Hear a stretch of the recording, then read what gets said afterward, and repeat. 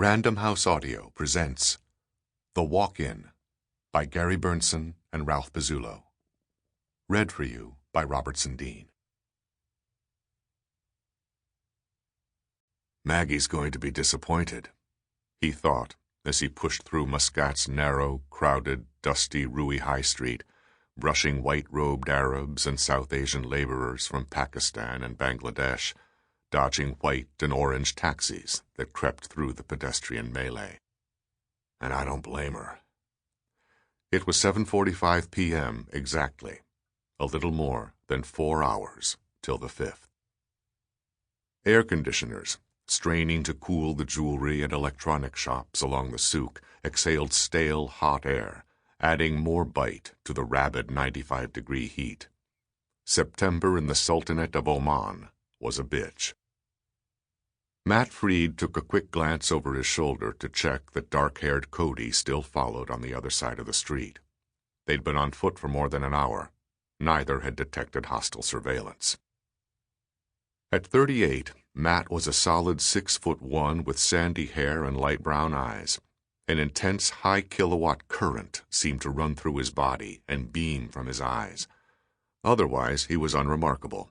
Nice-looking, but not handsome. Alert, but not studied.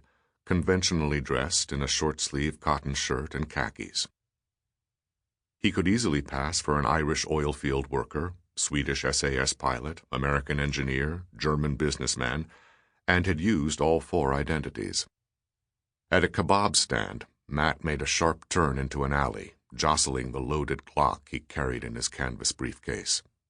Almost immediately, a young Arab man in a white Izod shirt standing outside of Big Apple Electronics looked up from his cell phone. The 2 men made eye contact as the big American closed the space between them. This better be my man, Matt thought. It was. He and the Arab exchanged no words, just an electronic key inside a paper cover. The cover read Al Bustan Palace Hotel. Room number 723 was written in pencil. Smoothly, without stopping, Matt continued through the alley, exiting back onto Rui High Street. His partner stood waiting on the other side of the street. Matt flagged down a cab, and tall, pencil-thin Cody slid in. "Take us up the Corniche, then down into Old Muscat. My friend wants to see the Sultan Qaboos's palace," Cody said in Egyptian-accented Arabic. "Nam," responded the driver. "We're clean," Cody said out of the side of his mouth. Matt relaxed into the back of the seat. After 2 tours with CIA operations and 5 years with the National Counterterrorism Service, NCTS, this was old hat. Entering the coast road, the Corniche, the taxi swerved right. To their right, a row of 3-story buildings decorated with Islamic filigree and arches. To their left, past the lights, modern commercial vessels mingled with Arab-style dhows in the harbor. Matt rehearsed the mission ahead. He was interrupted by Cody's humming a tune and drumming on the armrest. "Focus," Matt warned. "I was thinking about this girl back home who sent me this download of her dancing to the song Polaris. I need your full attention." "You got it, sir. I just love watching women dance." The hills they entered were honeycombed and sucked by the sun of every bit of moisture. After climbing for 5 minutes, the taxi descended a slope into Old Muscat, past a sheer cliff topped with an ancient Portuguese fortress. The driver hung a right and stopped. Cody handed him some reals, and the 2 men stepped out. There were no tourists in sight, only a small number of Omanis milling about. Matt felt exposed. "Let's move." The gentle breeze off the Persian Gulf carried a hint of poet's jasmine as they passed the palace, its large, flat entrance protruding like a huge concrete tongue. At the next corner, Matt hailed a second cab. "Al Bustan Hotel." This driver, a Bedouin, took off leisurely, scattering the cigarette ashes that littered every surface of the cab. Picturesque Old Muscat and the coast bounced by again. After jostling through several villages, they approached a traffic circle with a dhow in the middle. The resplendent Al Bustan Palace Hotel glittered to their left. They'd be meeting Molokher Moshiri, a former general in the Iranian army, now living in exile. As a young man, Moshiri had made a name for himself fighting the Iraqis. He had once been loyal to the mullahs, but no more. The lobby dripped with luxury, from the rich hand-woven carpets over marble to the jewel-effulgent 80-foot dome. Packs of rich Omanis and other Arabs lounged in stuffed chairs, discussing business in hushed tones.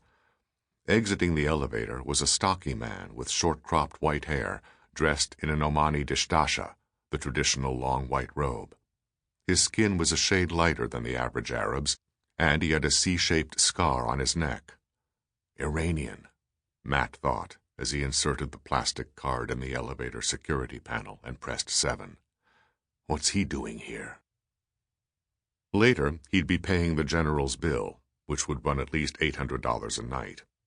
For a year now, the general had provided Matt and his employer with valuable information regarding the Iranian Armed Forces and the Islamic Revolutionary Guards Corps, IRGC.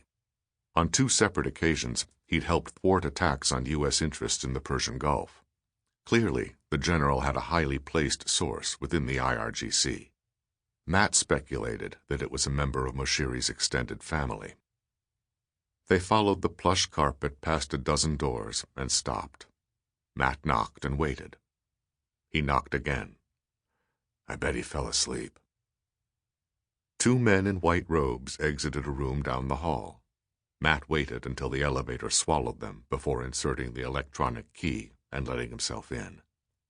The room was pitch black. The plastic key placed in the wall system changed that. As soon as the lights came on, both men noticed signs of a struggle. A chair knocked over.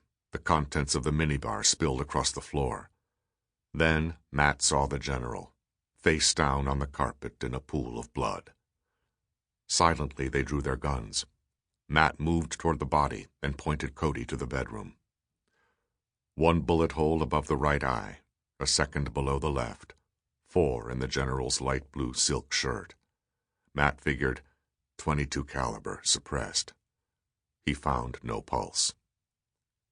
Nobody in the bathroom or closet, Cody said. Pulling a notebook out of his pocket, Matt was starting to dial a number when a cell phone rang. Simultaneously, he and Cody traced the sound to the sofa. They found the cell behind a pillow. Whoever killed Moshiri got everything else, Matt said, scrolling through the numbers. He stopped at a prefix he recognized, then used the hotel phone to dial. A deep voice on the other end answered in Farsi, Salam. Matt recognized it immediately. Cyrus, this is Robert, he said. Your uncle wasn't in. Where are you now? That's odd. He was at the hotel when I left. He knows you're coming. Matt cut to the chase. Look, I'm in a hurry. I have something to give you. Meet me across the street from the Sheraton Hotel. You know where that is? Yes, but I'll see you there in 10 minutes. The taxi sped down a double-lane highway cut through the stony hills. Matt's mind raced. He knew who'd done this. The Islamic Republic of Iran made a habit of murdering political opponents. The question was whether this was the work of the Ministry of Intelligence and Security, MOIS, or the Revolutionary Guards Corps, IRGC. They were several blocks from the Sheraton when Matt ordered the driver to stop. They found Cyrus standing under a sodium streetlight in a plaid cotton shirt, smoking a Camel. Matt introduced Cody as, my associate Bob. The 3 men shook hands. Matt took the young Persian's arm. Cyrus, let's walk. Moshiri's nephew knotted his dark brows. A light wind rippled his shirt. The general is dead, Matt said calmly. The young man stopped in his tracks and seemed to sink into the pavement. What do you mean? I mean your uncle is dead. We found him on the floor of his hotel room. He's been shot. The young Iranian let the cigarette burn his fingers, flinched with pain, and dropped the butt. What else was the general doing in Muscat? Matt asked. Who was he meeting? Cyrus took a deep breath. We arrived 2 days ago. Sample complete. Ready to continue?